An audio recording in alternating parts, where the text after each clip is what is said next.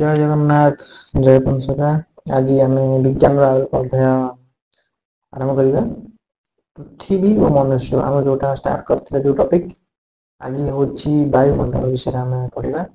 अनुमान करा जाए जे आरंभ पृथ्वीर वायुमंडल बृहस्पतिर वायुमंडल पर मिथेन आमोनिया और जल बाष्प विशिष्ट थिला। एथिरे अम्लजान नथिला। उद्जान और हिलियम भली लघु गैस मानकर मुख्य अंश सांद्रता विविधीकरण फल वायुमंडल बाहर को चली जाता। प्रथम अतिबाइगणी रश्मि जो अल्ट्राभायोलेट रेयर शक्ति द्वारा किसी जल बाष्प वियोजित हो अम्लजान और उद्जान परिणत है। लघुत्व हेतु उद्जान वायुमंडल बाहर को चलीगला किंतु अम्लजान वायुमंडल रहीगला। यार डेनसीटी अधिक से रहीगला, डेनसीटी कम से पड़ेगा। तेज वर्तमान वायुमंडल अधिकांश भाग अम्लजान पर वृक्षलता द्वारा आलोक संश्लेषण फल प्रस्तुत होथिबार यथेष्ट प्रमाण मिले। अतिबाइगणी विकिरण फल अम्लजान कियत अंश ओजोन स्तर सृष्टि कला, जहाँफल कि उन्नत उद्भिद और प्राणी जगत आज पृथ्वी पृष्ठ बंची रही। सांद्रता विविधीकरण समय ही जल बाष्प घनीभूत हो जल आकार सागर महासागर मानक जमा होगा। ए द्रवित लवण किछिटा मूल ही थिला, किंतु बेसी भाग पर पृथ्वी पृष्ठ शिलार अवक्षय फल मिश्रित हो। जीव जगतर विवर्तन केमती है, विवर्तनवाद केमती है देखा। डार्विन मत जमी विवर्तनवाद मत रिवोल्यूशन ऑफ ह्यूमन्स होमोसेपियंस जाति तो से दिन जगत जीवत विवर्तन केमती। पृथ्वी पृष्ठ जीव जगतर सृष्टि 350 कोटी वर्ष पूर्व आरंभ होइथिबार अनुमान करा जाय। पूर्वे कहुଯାଇଛି जे मूल पृथ्वीर वायुमंडल मिथेन आमोनिया उद्जान और जल बाष्प प्रधान थिला। एथिरे अम्लजान नथिला। एही वायुमंडल आग्नेयगिरी निकटस्थ उच्च ताप विशिष्ट जलाशय मध्य प्रथम आमिनो एसिड संश्लेषण है। आमिनो एसिड उपयुक्त परिवेश आमिनो एसिड बहुलीकरण पॉलीमराइजेशन फल कोष भली आवृत प्रोटीनॉइड अणु मान तैयारी हेले एवं परे परे आनिरोबिक बिना अम्लजान बंची पारुथिबा उद्भिद कोष मानकर उत्पत्ति है। वायुमंडल रे जारक अम्लजान अभाव यही प्रक्रिया संभव होइतिला। पानी भितरे बा पर्वत गह्वर मानकर जोठी अतिबाइगणी विकिरण पहुंची पारुनथिला सेहिठारे ही प्रथम उद्भिद जगतर सृष्टि होइतिला। प्राय 200 कोटी वर्ष पूर्वे पृथ्वीर वायुमंडल रे परिवर्तन घटी एथिरे अम्लजान बहुलता देखा देइतिला। एही समय रे अम्लजान निर्भरशील प्राथमिक एरोबिक उद्भिद कोष मानकर उत्पत्ति है। एगुड़िक क्लोरोफिल उत्प्रेरक कैटालिस्ट सहायता रे आलोक संश्लेषण फोटोसिंथेसिस द्वारा अंगारकाम्ल अम्लजान तैयारी करिबार लागिले एवं वर्तमान अम्लजान जबक्षारजान अंगारकाम्ल वायुमंडल सृष्टि करले। आपण जानले वायुमंडल केमती सृष्टि होला, विवर्तनवाद केमती चलछि, उद्भिद में स्टार्ट हेतिला। तो एटी देछि कार्बन डाइऑक्साइड एवं हाइड्रोजन वाटर एवं आलोक क्लोरोफिल जो प्रक्रिया द्वारा ऑक्सीजन सृष्टि है। तो केमिकल रिएक्शन देखते यहाँ जैविक प्रणाली व्यतीत रासायनिक प्रक्रिया रे आउ एमिनो एसिड प्रस्तुत होना। यहाँ हूँ एमिनो एसिड CH2O है। एमिनो एसिड प्राथमिक जीवकोशर सृष्टि चलमान उद्भिद कोशर बोली अनुमान करा जाए। जीवकोशर सृष्टि प्रथम चलमान उद्भिद सृष्टि बोली अनुमान करा जाए।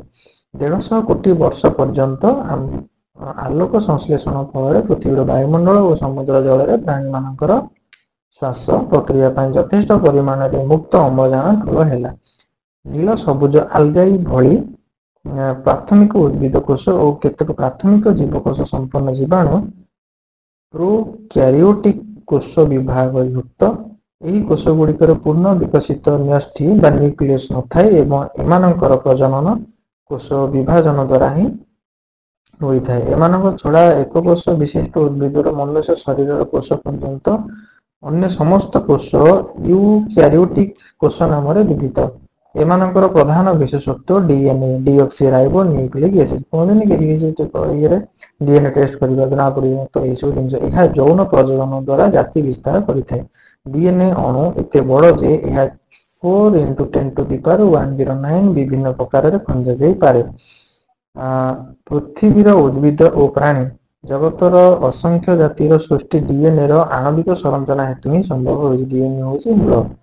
ଜୀବାଶ୍ମ ନିଦର୍ଶନରୁ ଜଣାଯାଏ ଯେ ପ୍ୟାଲିଓଜୋଇକ୍ ଯୁଗର କିଛି ପୂର୍ବରୁ ଆଜିଠାରୁ ପ୍ରାୟ 80 କୋଟି ବର୍ଷ ପୂର୍ବେ ୟୁକ୍ୟାରିଓଟିକ୍ କୋଷର ଉତ୍ପତ୍ତି ହେଲା। ଯଦିଓ ୟୁକ୍ୟାମ୍ବ୍ରିଆନ୍ ସମୟରେ 57 ରୁ 70 କୋଟି ବର୍ଷ ପୂର୍ବେ କେତେକ ଆଦିମ ଅମେରୁଦଣ୍ଡୀ କଙ୍କାଳ ଦେଖାଯାଏ। କଙ୍କାଳର ବହୁଳତା କ୍ୟାମ୍ବ୍ରିଆନ୍ ଯୁଗରୁ ହିଁ 57 କୋଟି ବର୍ଷ ପୂର୍ବେ ପରିଲକ୍ଷିତ ହୁଏ। ଏହି ଯୁଗର ଜୀବ ପ୍ରଧାନତଃ ଟ୍ରାଇଲୋବାଇଟ୍, ଯଦ୍ୟପି ବ୍ୟାକ୍ଟେରିଓପୋଡ୍, ମଲସ୍କ ଓ ଏକିନଏଡ୍ ମଧ୍ୟ ଏହି ସମୟର ଜୀବଜାତି ମଧ୍ୟରେ ଗଣିତ। ପରେ ଅର୍ଡୋଭିସିଆନ୍ ଯୁଗରେ ବ୍ରାକିଓପୋଡ୍ ସଂଖ୍ୟା ବଢ଼ିବା ସଙ୍ଗେ ସଙ୍ଗେ ବହୁବିଧ ସେଫାଲୋପୋଡ୍, ଗ୍ୟାସ୍ଟ୍ରୋପୋଡ୍, ଏକିନଏଡ୍ ଓ ପ୍ରବାଳର ମ୍ୟୁଟେସନ୍ ହେଲା। ଚର୍ମଯୁକ୍ତ ମତ୍ସ୍ୟ ଭଳି ନିମ୍ନ ସ୍ତରର ମେରୁଦଣ୍ଡୀ ଜୀବଙ୍କର ଆବିର୍ଭାବ ମଧ୍ୟ ଏହି ସମୟରେ ହୋଇଥିଲା। ତେବେ ଏ ସମୟର ପରିବେଶ କେବଳ ସାମୁଦ୍ରିକ ଜୀବନ ଉପଯୋଗୀ ଥିଲା। ପରେ ବାୟୁମଣ୍ଡଳରେ ଅମ୍ଳଜାନ ମାତ୍ରା ବଢ଼ିବା ସଙ୍ଗେ ସଙ୍ଗେ ଭୂପୃଷ୍ଠର ପରିବେଶ ଜୀବନ ଉପଯୋଗୀ ହେଲା। ଏହି ସମୟରେ ଓଜୋନ ସ୍ତର ମଧ୍ୟ ଯଥେଷ୍ଟ ମୋଟା ହୋଇ ସ୍ଥଳଭାଗର ଜୀବଜନ୍ତୁମାନଙ୍କୁ ଅତିବାଇଗଣୀୟ ବିକିରଣରୁ ବଞ୍ଚାଇବାକୁ ସକ୍ଷମ ହେଲା।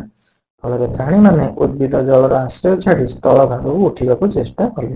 ପ୍ୟାଲିଓଜୋଇକ୍ ମଧ୍ୟ ଭାଗରେ ଭୂଜଳଚର ଆମ୍ଫିବିଆନ୍ ମାନଙ୍କର ବିବର୍ତ୍ତନ ବା ଇଭୋଲ୍ୟୁସନ୍ ହେଲା ଓ ସାଇଲୁରିଆନ୍ ଶେଷ ଭାଗକୁ ସ୍ଥଳ ଉଦ୍ଭିଦ ଦେଖାଦେଲେ। ପୃଥିବୀର ଉଦ୍ଭିଦ ଓ ପ୍ରାଣୀ ଜଗତର ଜାତିମାନଙ୍କର କ୍ରମ ବିକାଶ ବିବର୍ତ୍ତନ ଫଳରେ ହୋଇଥିବା ତତ୍ତ୍ୱ ଊନବିଂଶ ଶତାବ୍ଦୀରେ ଚାର୍ଲ୍ସ ଡାରୱିନ୍ଙ୍କ ଗବେଷଣାରୁ ପ୍ରତିପାଦିତ ହୋଇଛି। ପ୍ରଥମେ ଇଭୋଲ୍ୟୁସନ୍ ଥିଓରି ଚାର୍ଲ୍ସ ଡାରୱିନ୍ ଦେଇଥିଲେ। ପରିବେଶ ପରିବର୍ତ୍ତନ ଫଳରେ ଜାତି ପରିବର୍ତ୍ତନ ମ୍ୟୁଟେସନ୍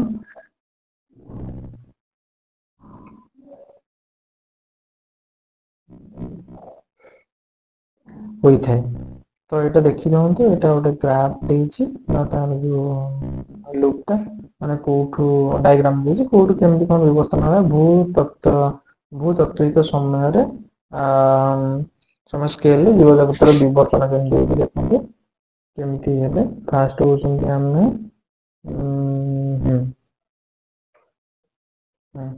ମନୁଷ୍ୟ ଜାତିର ପ୍ରସାର, ଆଧୁନିକ ମନୁଷ୍ୟ ଜାତିର ଫାଷ୍ଟ ହେଲା ପ୍ରଥମ କୋଉଟା ଆରମ୍ଭ ହେଇଥିଲା ଦେଖିଦିଅନ୍ତୁ। ଏଇଟା ଗୋଟେ ଗ୍ରାଫ୍ ଦେଇଛି ସେ ପ୍ରୋଟୋ ପ୍ଲାନେଟ୍ ମାନଙ୍କ ଉତ୍ପତ୍ତି ହେଲା। ତାପରେ ପ୍ରାଥମିକ ପ୍ରସ୍ତର, ତାପରେ ଜୀବାଶ୍ମ, ତାପରେ ପ୍ରାଚୀନତମ ଅବକ୍ଷିପ୍ତ ପ୍ରସ୍ତର, ପ୍ରାଚୀନତମ ଆଲଗି ଏବଂ ଜୀବାଣୁ, ତାପରେ ନୀଳ ସବୁଜ ଆଲଗି, ତାପରେ ଆସିଲେ 12 ଜାତିର କ'ଣ ପ୍ରାକ୍ରିଓଟିକ୍ ନୀଳ ସବୁଜ ଆଲଗି, ବାୟୁମଣ୍ଡଳ ଅମ୍ଳଜାନ ବିକାଶ ହେଲା।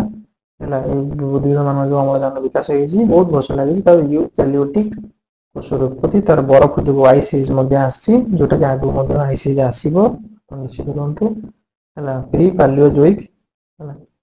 ତାପରେ କାମ୍ବ୍ରିଆନ୍ ବା ଆଦିମ ଅମେରୁଦଣ୍ଡୀ କଙ୍କାଳ, ଯୋଉମାନଙ୍କ ମେରୁଦଣ୍ଡ ନାହିଁ। କାମ୍ବ୍ରିଆନ୍ ଯୁଗ, କାମ୍ବ୍ରିଆନ୍ ହେଉଛି ଟ୍ରାଇଲୋବାଇଟ୍ ଓ ବ୍ୟାକ୍ଟେରିଓପୋଡ୍, ମଲସ୍କ, ଏକିନଏଡ୍। ତ ଏସବୁ ଏମିତି ହେଇକି ପର୍ମିଆନ୍, ଜୁରାସିକ୍ ଏଜ୍, କ୍ରିଟେସିୟସ୍, ପ୍ୟାଲିଓସିନ୍, ଇଓସିନ୍, ଅଲିଗୋସିନ୍ ହେଲା। ତ ଏମିତିକି ପ୍ଲାଇଷ୍ଟୋସିନ୍, ତ ଏଇଭଳି ତାର ବରଫ ଯୋଉ ମଧ୍ୟ ଗୋଟେ ଆସିଛି। ତ ଏମିତି ହେଇକି ତାପରେ ଆମେ ମନୁଷ୍ୟ ଜାତିର ପ୍ରସାର ହେଇଛି। ତ ସ୍ତନ୍ୟପାୟୀ ପଶୁ କୋଉଟା ଆରମ୍ଭ ହେଲେ ଏଇ ଜିନିଷ ଏଟା ଗୋଟେ ଦେଇଛି ଗ୍ରାଫ୍ ହେଲା। ଉତ୍କୃଷ୍ଟ ନିର୍ବାଚନ ଓ ଦୁର୍ବଳର କ୍ଷୟ ପ୍ରକୃତିର ନିୟମ ଏକ ନିର୍ଦ୍ଦିଷ୍ଟ ପରିବେଶରେ ନିଜକୁ ବଞ୍ଚାଇ ରଖିବା ପାଇଁ ଉଦ୍ଭିଦ ବା ପ୍ରାଣୀର ଜାତିଗତ ପରିବର୍ତ୍ତନ ଘଟିଥାଏ। ସର୍ବୋତ୍କୃଷ୍ଟ ପରିବର୍ତ୍ତିତ ଜାତିର ଗୁଣାଧିକାର ହେରିଡିଟି ଯୋଗେ ବୃଦ୍ଧି ହୁଏ ଓ ଦୁର୍ବଳ ଜାତି ମାନଙ୍କର କ୍ଷୟ ହୁଏ। ପରିବର୍ତ୍ତନ ବା ମ୍ୟୁଟେସନ୍ ସାଧାରଣତଃ କ୍ରମାଗତ ଭାବେ ହୋଇଥାଏ। ତେବେ ପରିବର୍ତ୍ତନ ପ୍ରବର୍ତ୍ତକ ପରିବେଶର ସୃଷ୍ଟି ପୃଥିବୀ ଜୀବନର ଭିନ୍ନ ଭିନ୍ନ ସମୟରେ ଘଟିଛି। ପରିବେଶ ପରିବର୍ତ୍ତନ ଅନେକ କାରଣରୁ ଘଟିଥିବାର ଅନୁମାନ କରାଯାଏ। ପ୍ଲାଇଷ୍ଟୋସିନ୍ ବରଫ ଯୁଗ ଏକ ବଡ଼ ଧରଣର ପରିବେଶ ପରିବର୍ତ୍ତନର ଉଦାହରଣ। ଏହା ଛଡ଼ା ୟୁକାମ୍ବ୍ରିଆନ୍ ଓ ପ୍ୟାଇଓଜୋଇକ୍ ଶେଷ ଭାଗରେ ମଧ୍ୟ ତୁଷାର କ୍ଷେତ୍ରର ପ୍ରାଧାନ୍ୟ ପରିଲକ୍ଷିତ ହୁଏ। ପ୍ରତ୍ୟେକଟି ବରଫ ଯୁଗରେ ମହାଦେଶ କ୍ରେଟନ୍‌ର କ୍ଷେତ୍ରଫଳ ମହାସାଗର କ୍ଷେତ୍ରଫଳଠାରୁ ଅନେକ ବେଶୀ ଥିଲା। ଅନୁମେୟ ଯେ ମହାଦେଶମାନ ମହାସାଗର ଅପେକ୍ଷା ଫିକା ରଙ୍ଗର ହୋଇଥିବାରୁ ଏଠାରେ ସୂର୍ଯ୍ୟର ତାପ ଅଧିକ ତାପମାତ୍ରାରେ ଶୂନ୍ୟକୁ ବିକିରିତ ହୋଇଯାଉଥିଲା। ଫଳରେ ଏହି ସମୟରେ ପୃଥିବୀର ପୃଷ୍ଠର ତାପକ୍ରମ ହ୍ରାସ ପାଇ ବରଫ ଯୁଗର ସୂତ୍ରପାତ ହୋଇଥିଲା। କେମିତି ବରଫ ଯୁଗର ସୂତ୍ରପାତ ହୋଇଥିଲା ଆମେ ଦେଖିଲେ। ମନେ ରଖିବାକୁ ହେବ ଯେ ଭୂପୃଷ୍ଠର ତାପକ୍ରମରେ ମାତ୍ର 5 ଡିଗ୍ରୀରୁ 6 ଡିଗ୍ରୀ ସେଲସିୟସ୍ ହ୍ରାସ ଫଳରେ ବରଫ ଯୁଗର ଆରମ୍ଭ ହୋଇପାରେ। ହେଲା, ଏହାଛଡ଼ା ଆଗ୍ନେୟଗିରି ଉଦ୍ଗୀରଣ ଫଳରେ ବହୁ ପରିମାଣର ଧୂଳିକଣା ବାୟୁମଣ୍ଡଳକୁ ଆଚ୍ଛାଦିତ କରି ସୂର୍ଯ୍ୟ କିରଣ ପୃଥିବୀ ପୃଷ୍ଠରେ ପହଞ୍ଚିବାରେ ବାଧା ସୃଷ୍ଟି କରେ। ଫଳରେ ପୃଥିବୀର ତାପକ୍ରମ ଆହୁରି ଗୁଣା ହୁଏ। ପୃଥିବୀର ପରିକ୍ରମା ପଥର ଉତ୍କେନ୍ଦ୍ରତା ଏସେଣ୍ଟ୍ରିସିଟି ଫଳରେ ପ୍ରାୟ 93,000 ବର୍ଷ ଅନ୍ତରରେ ପୃଥିବୀର ଦୂରତ୍ୱ ସୂର୍ଯ୍ୟଠାରୁ ଅଧିକ ହୋଇଥାଏ। 93,000 ବର୍ଷ ପରେ ପୃଥିବୀ ଏବଂ ସୂର୍ଯ୍ୟର ଦୂରତା ଅଧିକ ହୋଇଥାଏ। ସେହି ଫଳରେ କ'ଣ ହେବ? ଆଇସ୍ ଏଜ୍ ଆସିବ। ଫଳରେ ଏହି ସମୟରେ ତୁଷାର କ୍ଷେତ୍ରର ବିସ୍ତାରିତ ହୋଇଥାଏ ଏବଂ ମଧ୍ୟବର୍ତ୍ତୀ କାଳରେ ଏହାର ସଂକୁଚନ ହୋଇଥାଏ। ପ୍ରତ୍ୟେକ ତୁଷାର ଯୁଗରେ ଏକାନ୍ତର ତୁଷାର ସଂହତିରେ ବୃଦ୍ଧି ଓ କ୍ଷୟ ଘଟିଥାଏ। ବର୍ତ୍ତମାନ ତୁଷାର ଯୁଗ ପ୍ଲାଇଓସିନ୍ ସମୟରୁ ପ୍ରାୟ 2 କୋଟି ବର୍ଷ ପୂର୍ବେ ଆରମ୍ଭ ହୋଇଛି। ପ୍ଲାଇଷ୍ଟୋସିନ୍ ସମୟରେ 25 ଲକ୍ଷ ବର୍ଷ ପୂର୍ବେ ଏହା ପୁରା ୟୁରୋପକୁ ଆଚ୍ଛାଦିତ କରିଦେଇଥିଲା। ପ୍ରାୟ 10,000 ବର୍ଷ ପୂର୍ବେ ଏହି ତୁଷାର କ୍ଷେତ୍ର ପଶ୍ଚାତପଦ ହେବାକୁ ଲାଗିଲା ବା ତୁଷାର କ୍ଷେତ୍ର ଦୂରେଇ ଚାଲିଲା। ଏହି ସମୟରେ ମନୁଷ୍ୟ ଜାତିର ବିସ୍ତାର ଆରମ୍ଭ ହେଲା।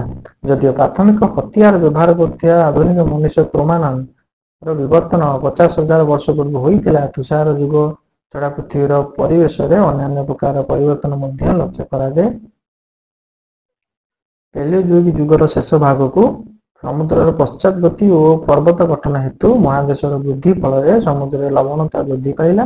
ଏହି ସମୟର ବିସ୍ତୃତ ପର୍ମିଆନ୍ ଏଭାପୋରାଇଟ୍ ବାଷ୍ପୀକରଣ ଅବଶେଷାଂଶ ନିକ୍ଷେପମାନଙ୍କରୁ ସ୍ପଷ୍ଟ ହୁଏ। ଫଳରେ ସାମୁଦ୍ରିକ ଜୀବଜାତିମାନଙ୍କର ପ୍ରାୟ 80% ଏହି ପରିବେଶକୁ ସହ୍ୟ କରିନପାରି ଲୋପ ପାଇଗଲେ। ଅପର ପକ୍ଷରେ ସ୍ଥଳଭାଗର ବୃଦ୍ଧି ଫଳରେ ଡେଭୋନିଆନ୍ କାଳରେ ପ୍ରଚୁର ସଂଖ୍ୟାରେ ନୂତନ ସ୍ଥଳ ଉଦ୍ଭିଦ ଓ ପ୍ରାଣୀ ଜାତିର ଉଦ୍ଭବ ହେଲା। କାର୍ବନିଫେରସ୍ ସମୟରେ ପ୍ରଥମ ସରୀସୃପର ଆବିର୍ଭାବ ହେଲା ଓ ପର୍ମିଆନ୍ ବେଳକୁ ଅନେକ ନୂଆ ଜାତିର ସରୀସୃପ ମଧ୍ୟ ଦେଖାଦେଲେ। ଆଜି ପାଇଁ ଏତିକି, ଆଉ ଗୋଟେ ଏପିସୋଡରେ ଦେଖିବା। ଜୟ ଜଗନ୍ନାଥ।